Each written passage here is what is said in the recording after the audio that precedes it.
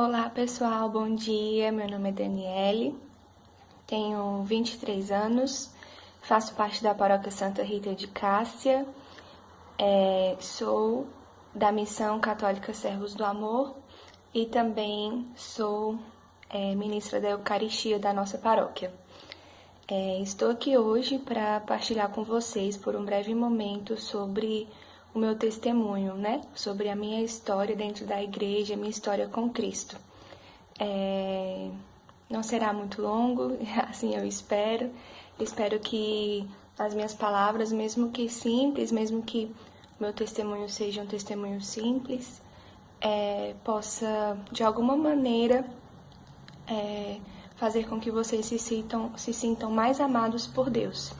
Porque se tem algo na minha vida que eu desejo passar para o próximo, é o amor de Deus. Porque esse amor quem me sustenta, quem me trouxe até aqui, é esse amor quem me fez tornar quem eu sou hoje.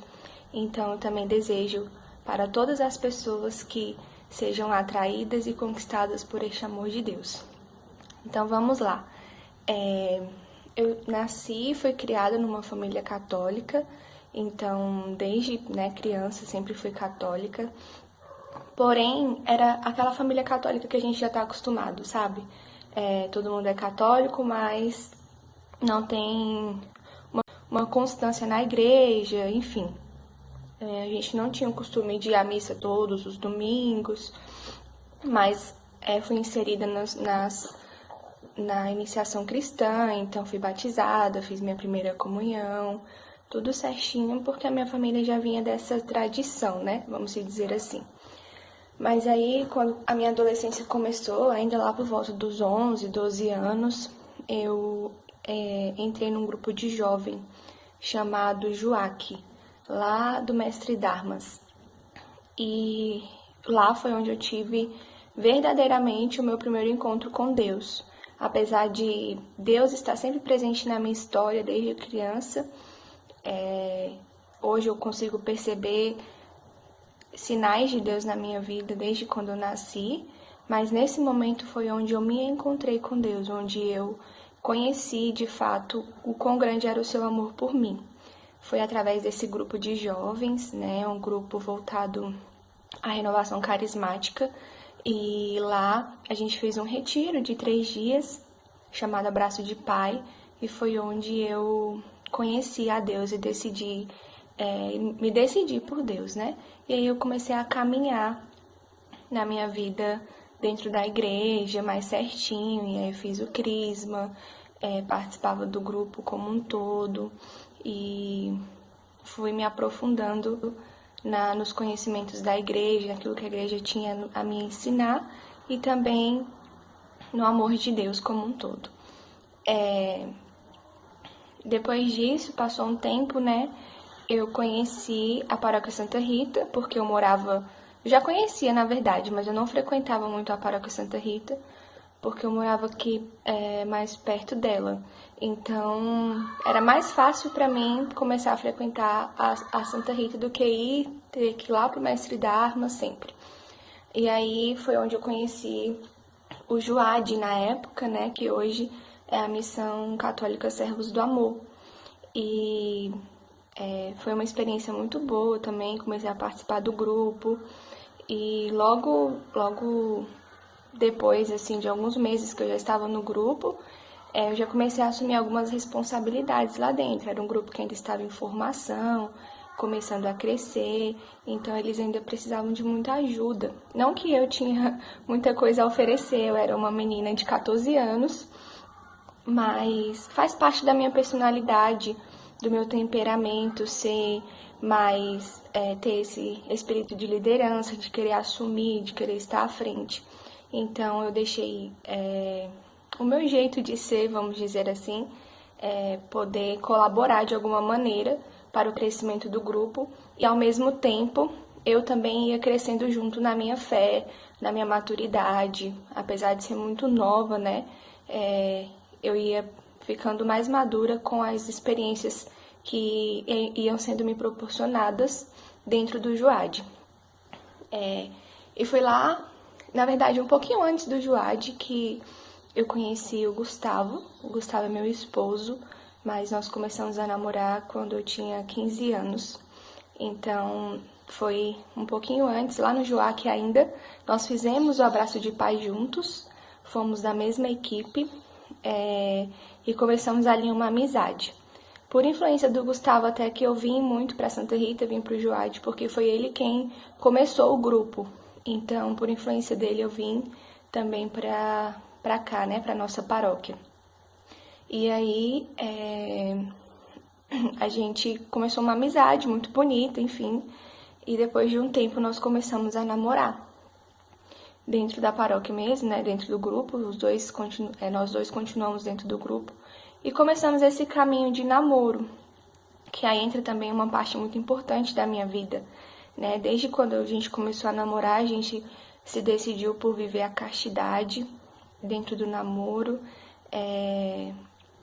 por seguir aquilo que a igreja pedia e aquilo que nós também nos sentimos chamados, né? Talvez no início do nosso namoro, partilhando um pouquinho com vocês, eu era uma menina de 15 anos, ele tinha 17, 18 mais ou menos. E talvez essa questão da castidade era mais uma questão de, nós precisamos viver a castidade porque a igreja pede, porque, né, assim, é uma certa obrigação. Mas isso foi mudando de acordo com o que a gente foi entendendo de fato que era a vivência da castidade. E aí nós namoramos durante 7 anos, vivendo a castidade. Claro que não foi fácil, tivemos momentos de dificuldades, né? Passamos por muitos momentos assim em que a castidade era mais uma obrigação do que um desejo do nosso coração, mas com o tempo e com os anos a gente foi aprendendo de fato como vivê-la bem, até porque nós também tivemos auxílio de um grupo de estudo chamado UCAT. Não sei se vocês conhecem, já ouviram falar, mas não vou me aprofundar nisso, mas é um grupo voltado para casais, uma parte do grupo, né, o UCAT Dating, é voltado para casais de namorados e noivos. E durante 2 anos a gente fica tendo formações diversas sobre o namoro, sobre casamento, sobre teologia do corpo. E esse grupo verdadeiramente foi um divisor de águas na nossa vida, porque foi lá onde a gente aprendeu, de fato, aquilo que Deus nos pedia quando nos chamava a nossa vocação matrimonial, quando nos chamava a viver a castidade. Porque, apesar da gente ter começado muito cedo, né, nós namoramos muitos anos, e essa perspectiva de que o namoro tinha que levar para um casamento, de que era um chamado à nossa vocação, isso foi ficando mais claro ao longo dos anos. Então, o UCAT veio mesmo para clarear a nossa mente, né? Abrir os nossos olhos para aquilo que a gente estava fazendo com as nossas vidas, né? A gente tinha assumido um compromisso um com o outro, mas muitas vezes a gente não sabia o peso desse compromisso. Então, a partir dali a gente começou a ter um olhar mais voltado para o matrimônio em si. E foi assim, caminhando no UCAT, né, que no final, no ano de 2018, o Gustavo me pediu em casamento. Então, a gente ficou noivos, né, nós ficamos noivos em 2018. Foi assim, a gente já vinha conversado sobre isso, sobre amadurecer essa decisão, mas foi um pedido surpreendente, incrível, não vou me aprofundar aqui, mas de fato ele soube me surpreender e me mostrar, né, com as suas atitudes, que ele estava decidido por nós, decidido por levar isso adiante, por assumir a nossa vocação, por casar e assim posteriormente criar uma família, seguindo aquilo que Deus nos chamava. Então, esse chamado à nossa vocação foi muito natural. Veio de um namoro, da adolescência, como eu sei que todo mundo passa, né? Ou a grande maioria. E a gente foi caminhando por se gostar um do outro, fomos aprendendo juntos, um com o outro. Amadurecemos muito, porque éramos muito novos. E quando chegou no determinado ponto em que nós nos sentimos preparados, nós percebemos que de fato era esse o chamado de Deus para nós, né? O chamado de nos tornarmos uma família, mesmo tão novos. No momento eu tinha 20 ou 21 anos. Então, assim, mesmo tão novos, nós decidimos assumir esse compromisso. E aí veio o noivado e essa questão de preparar o casamento, porque se você noivou é para você começar a preparar as coisas do seu casamento. E aí é a hora que a gente percebe que realmente é muito séria a coisa, né? Porque não envolve só um desejo de coração, não envolve só uma vontade de se unir ao outro, mas envolve toda uma questão de preparação material, né? Financeira, espiritual, também do nosso psicológico, enfim. Envolve todo o sentido humano, assim, todas as questões humanas começam a ser envolvidas nesse sentido, né? Então, nós começamos a ver a nossa vida financeira, como seria também, né? Uma parte muito importante, mas também não totalmente determinante, porque se nós formos nos apegar a ter uma vida estável, uma estabilidade financeira, enfim, tiver passado num concurso público, ou enfim, tiver um emprego bom, que ganha muito bem, a gente não estaria casado até hoje. Mas nós confiamos muito na providência de Deus. E para resumir esse tempo de noivado, essas questões de perceber Deus nos sinais do dia a dia mesmo, né, nas pequenas coisas, isso era muito distante para mim. Então, a partir do momento que eu vi a providência de Deus agindo na nossa vida assim de maneira muito real e palpável, isso ia me surpreendendo mesmo, de fato, né? Graças a Deus a gente teve muito apoio das nossas famílias, eles sempre apoiaram muito o nosso namoro, a nossa ideia que muitas vezes para eles soavam como maluca, né? Tão novos, enfim, já vão casar, já vão se comprometer dessa maneira. Mas, apesar disso, eles nos apoiaram muito, nos ajudaram muito. E aí, Deus providenciou todas as coisas, né? Só para vocês terem uma ideia, assim, desde que eu noivei, em menos de 4 meses, eu troquei de emprego 3 vezes, porque sempre aparecia uma oportunidade melhor. E porque era Deus mesmo agindo nas nossas vidas, né? E graças a Deus deu tudo certo, né? Casamos no dia 19 de outubro de 2019. Então, um ano e pouquinho depois de que nós noivamos, começamos ali caminhar na nossa vocação, no nosso matrimônio, com a graça de Deus. Nosso primeiro ano de casado foi um ano incrível, mas também que eu gosto de partilhar um pouco porque foi um ano de provação, né? Vamos dizer assim.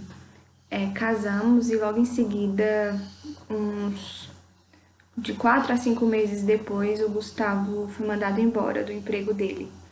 E aí nós perdemos, né, essa renda muito importante para o sustento da nossa família.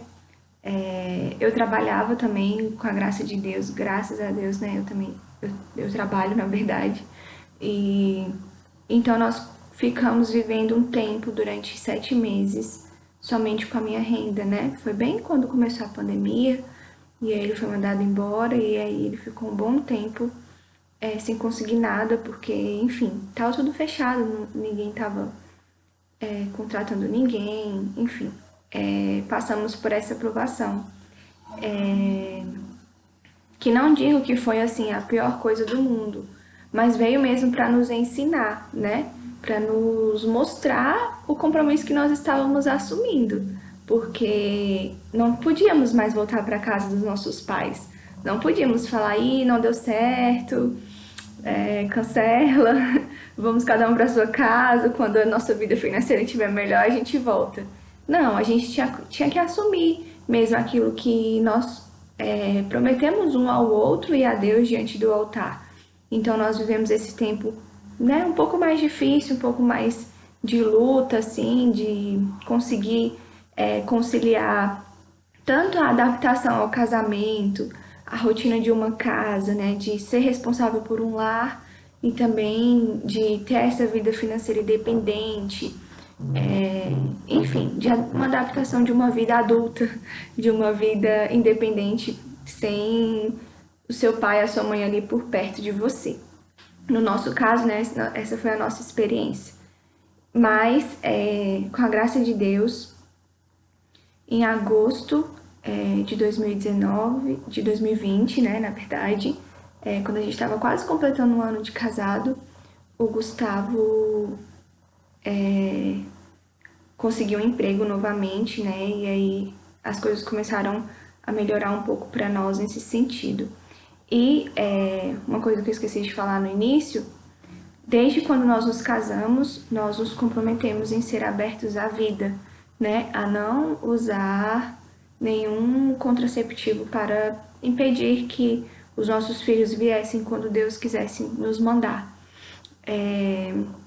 Nós utilizávamos o MOB, né, o método natural, para conhecer o meu corpo, para a gente conseguir lidar melhor com essa realidade, mas deixávamos abertos à vida. A partir do momento que nos comprometemos em ser família, nós também quisemos assumir esse compromisso com Deus, né? E aquilo que de fato nós fomos chamados para ser, né? Então, desde então, fomos abertos à vida. E aí, um pouquinho antes do Gustavo arrumar esse outro emprego, em agosto ainda, né? Eu descobri que eu estava grávida. Foi uma alegria, mas ao mesmo tempo eu preciso ser realista, porque eu sou humana, né? Nós somos humanos. E a gente quer fazer a vontade de Deus, a gente se abre ao desejo de Deus, mas ao mesmo tempo o nosso coração é um coração que se preocupa, um coração que muitas vezes não se entrega totalmente a Deus. E eu particularmente sou muito assim. Então, fiquei muito feliz, estava grávida, ia ser mãe, era um sonho meu, né? Eu acho que toda mulher que casa, que namora, enfim, tem esse desejo da maternidade. Porém, eu estava muito preocupada, porque o Gustavo estava desempregado, a gente não estava numa situação muito boa, e eu fiquei pensando como que seria. Eu descobri a gravidez numa semana, e na outra semana o Gustavo arrumou o emprego dele, né? Ele foi chamado para trabalhar. Então, mais uma vez, eu provei da providência de Deus, a gente provou de que Deus não nos abandonou, né? De que Deus estava conosco o tempo inteiro. De que Deus, se Ele pede para que você assuma algo na sua vida, seja a sua vocação, seja um compromisso dentro da igreja, Ele te sustenta. Ele te dará os subsídios, Ele te dará aquilo que é necessário para você continuar firme ali no propósito que Ele escolheu você para cumprir. Então, foi muito emocionante para mim, porque tem aquela famosa frase, né? Deus dá o filho e dá o pão. E verdadeiramente é isso, sabe? Tipo, provei disso na minha vida. Deus me deu a graça de conceber uma vida em mim, e através do meu matrimônio, e Ele estava ali me dando sustento para isso, né? Para conseguir sustentar bem essa vida, mas também sem perder o foco de que essa vida ela é do Senhor, e que eu participarei da criação de Deus, né? Ajudarei o Senhor a levar almas para o céu, porque essa é a nossa missão aqui como pai e mãe agora que nós somos, né? Fazer com que a vida do nosso filho seja uma vida entregue a Deus, como está sendo a nossa, e que ele conheça a Deus e volte para o céu ao final da vida dele. Então, o Miguelzinho está sendo formado aqui no meu ventre, estou entrando no 8º mês, já já ele está aí conosco, e com a graça de Deus nós vamos experimentar, né, de uma maneira mais palpável esse amor humano do Senhor, porque eu tenho certeza que o Miguel, ele é a personificação do amor de Deus na nossa vida. Um amor que se torna carne, né, verdadeiramente, através do meu amor e do amor do Gustavo um pelo outro. O Senhor nos permite gerar essa vida. E, enfim, estamos aqui caminhando, temos 1 ano e meio de casados, mais ou menos. Temos poucas coisas para compartilhar ainda do casamento, mas o pouco que nós vivemos já tem nos ensinado muito. E apesar de ter passado por dificuldades, a cada dia eu me sinto mais feliz e mais certa da decisão que eu tomei, porque eu me sinto, além de me sentir cumprindo aquilo que Deus me chamou a ser, eu me sinto realizada, eu me sinto feliz, porque é feliz quem a Deus se confia. É feliz o homem quem confia em Deus, é feliz o homem quem entrega a sua vida para Deus. E eu tenho experimentado dessa felicidade no dia a dia, no ordinário da minha vida. E foi assim desde sempre, né? Partilhei um pouquinho da minha história com vocês, desde quando eu entrei na igreja, os passos que tomei, como caminhei, de maneira muito simples, né? Não passei por nenhuma experiência de dor para poder conhecer a Deus. Sempre foi tudo muito tranquilo na minha vida, graças a Deus, mas que espero que a minha história, um pouquinho do meu testemunho, possa mostrar a você que está assistindo esse vídeo que o amor de Deus, ele é um amor palpável, um amor que está presente no nosso dia a dia, um amor que está presente nas pequenas coisas. Então não espere grandes coisas acontecerem na sua vida, não espere Deus dar um sinal extraordinário para você, né? Comece a perceber os sinais de Deus nas pequenas coisas, porque o Senhor fala a todo instante. E quando você perceber isso e começar a se entregar a Deus, a corresponder ao desejo de Deus na sua vida, você vai ver a sua vida dando passos, né? Tem uma santa que diz que cuide das coisas de Deus, que Deus cuidará das suas, né? Das nossas. E essa frase, ela sempre me sustentou, desde sempre. Desde quando eu estava no 3º ano do ensino médio, precisava estudar para vestibular, e era coordenadora do JUAD na época, e, enfim, tinha 1000 coisas para fazer dentro da igreja, e ao mesmo tempo 1000 coisas da escola, e essa frase me sustentou ali, e tem me sustentado até hoje, numa realidade já de vida matrimonial, casada. Eu não abandono as coisas de Deus, e esse é o desejo do meu coração pro resto da minha vida, que eu jamais abandone as coisas de Deus, porque eu sei que se eu continuar cuidando das coisas de Deus, Ele continuará cuidando das minhas. E eu sou prova viva de que essa frase é verdade, porque o Senhor nunca me abandonou. O Senhor nunca deixou de cuidar das minhas coisas, de me dar aquilo que eu precisava, aquilo que realmente era necessário para mim, para minha conversão, para minha vida de santidade e para que eu correspondesse à vontade de Deus na minha vida. Então é isso. Desculpa, acho que ficou um pouco longo. Eu gosto mesmo de falar, mas espero que esse testemunho, assim como me fez hoje recordar um pouquinho mais do amor de Deus por mim, possa também fazer com que você se sinta amado, amada por Deus. Até mais, um beijo, fiquem com Deus, até a próxima, tchau, tchau.